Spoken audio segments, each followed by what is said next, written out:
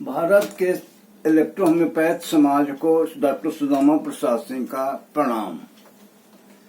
कल मैं आपने कहा था कि एंजाइम के 6 एक्टिवेटर्स में दूसरा एक्टिवेटर्स एंजाइम की सांद्रता के विषय में कहूंगा, लेकिन एंजाइम की सांद्रता के बताने के पहले मैं आपको बताना चाहता हूं कि आखिर मैटी ने औषधि के डाइल्यूशन को खोजा कैसे। सांद्रता मतलब डाइल्यूशन से ही है।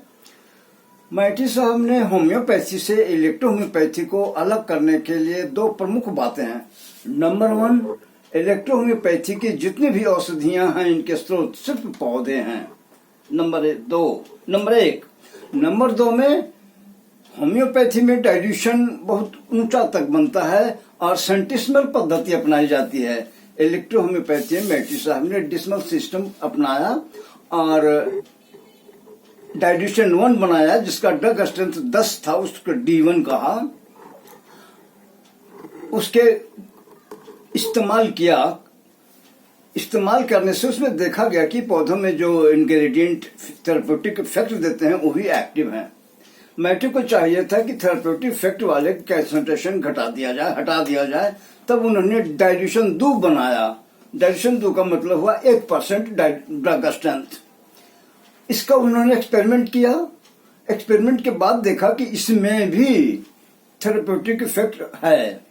उसको हटाने के लिए, थेरेप्यूटिक इसको निष्क्रिय करने के लिए उन्होंने तीसरा डाइल्यूशन बनाया D3, जिसका ड्रग स्ट्रेंथ था 0.1%, 0.01%।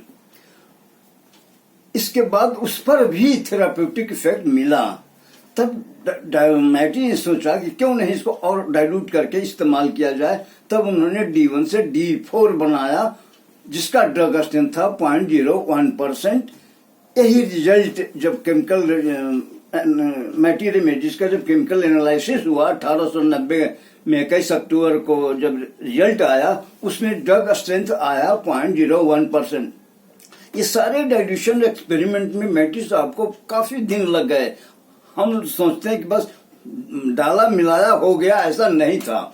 मैं 1845 में मैटी साहब की मां की मृत्यु हुई थी और तब से उन्होंने इसमें एक्सपेरिमेंट करना शुरू किया, एक बाई एक। एक्चुअली साइंस भी यही है। साइंस टेस्ट पहले और हाइपोथेसिस करता है, कल्पना करता है, कल्पना के बाद एक्सपेरिमेंट करता है, बार बार एक्सपेरिमेंट करता है और हर एक्सपेरिमेंट का ऑब्जर्वेशन करता है। ऑब्जर्वेशन के बाद जो होता है उसको डाटा तैयार करता है और डाटा के बाद जब हर बार रिजल्ट एक ही आता है तब एक थ्योरी घोषित करता है और वो थ्योरी साइंटिस्ट उसको फिर प्रूफ करता है। इस प्रकार कई एक स्टेज से कोई भी खोज जब होती है तो कई एक स्टेज से गुजरना पड़ता है।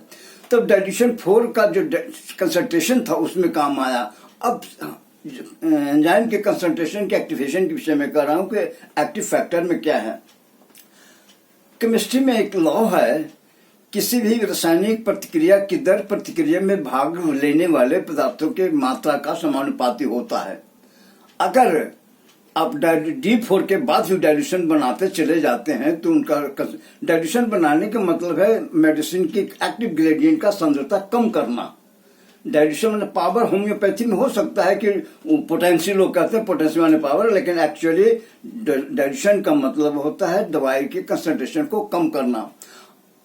इसका हमने एक PDF हमारी किताब में बताया है कि अगर जैसे जैसे सांद्रता कम करते जाते हैं वैसे से प्रतिक्रिया की दर भी घटती चली जाती है। और यह भी कल मैंने बताया कि एंजाइम का बहुत अल्प मात्रा प्रैक्टिकल व्यवहारिक रूप में उपस्थित रहता है। अब उस अल्प मात्रा को भी और हम डाइल्यूट करते चले जाएं तो क्या होगा।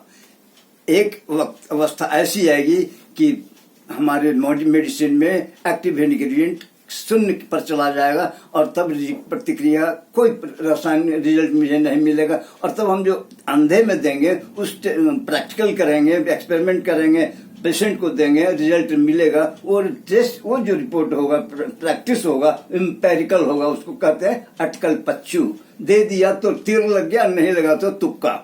इस तरह से उन्होंने बार बार एक्सपेरिमेंट किया। जब सांद्रता बढ़ती है सबस्ट्रेट के अनुपात के हिसाब से एंजाइम की भी सांद्रता होनी चाहिए। जैसे जैसे हम सांद्रता कम करते जाएंगे रिएक्शन की रेट भी घटता जाएगा, लेकिन जैसे जैसे दर बढ़ाएंगे, कंसंट्रेशन बढ़ाएंगे, वैसे वैसे प्रतिक्रिया की दर बढ़ेगी। लेकिन ये ध्यान रखना है कि सांद्रता, एंजाइम की सांद्रता तो बढ़ जाए, लेकिन उसमें उपस्थित एंड प्रोडक्ट, जिसको हम लोग जिसे थेरेप्यूटिक जानते हैं, जैसे एपिलेप्टिक, डायलूटिक, एक्सपेक्टोरेंट, ये सब क्या है? ये सब प्लांट्स के पैथोलॉजिकल थेरेप्यूटिक इफेक्ट है।